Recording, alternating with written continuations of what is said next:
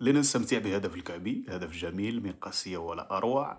وكما كنعرفوا جميع أن أيوب الكعبي دائما ما يحب أن يسجل مثل هكذا أهداف جميلة بمقاسياته الرائعة. ففي الحقيقة يعني من منظوري الشخصي كان على الركراكي أنه يبدأ بأيوب الكعبي ولا النصيري على الأقل، لأنهم كيوجدوا يعني اللاعب في المساحات الضيقة. وحنا كنعرفوا غادي ندخلوا نلعبوا ضد منتخب كيلعب اللور بالعشرة ديال اللاعبين ديالو، فبالتالي خصنا لاعبين اللي كيعرفوا كيفاش انهم يلعبوا في المساحات الضيقه ويقتنصوا انصاف الفرص. لكن اللاعب رحيمي كما كنعرفوا انه كيلعب في المساحات، يعني كيلعب لما يكون يعني الخصم هو اللي يضغط علينا. لما يكون ضاغط عليك الخصم فرحيمي في هاد الماتشات هادو غادي يفيدك.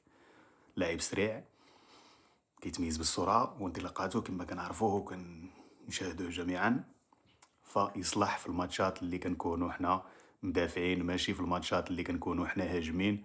وبالتالي على الركراكي أن يعيد النظر في اختياراته وفي تشكيلاته، وكذلك يقرأ الخصم مزيان. جزر القمر منتخب متواضع، وبالتالي غادي يدخل يجلس لك حدا الشبكة. فخصك لاعبين اللي غادي يحاولوا يفكوا العقدة ديال الدفاع ويسجلوا لك مهاراتهم بتسديداتهم. فهذا هو اللي خاص يدير له قراءة الركراكي، لأننا دائما ما غادي نواجهوا منتخبات غادي تجي وتقول لك نتايا هاك الكرة لعب.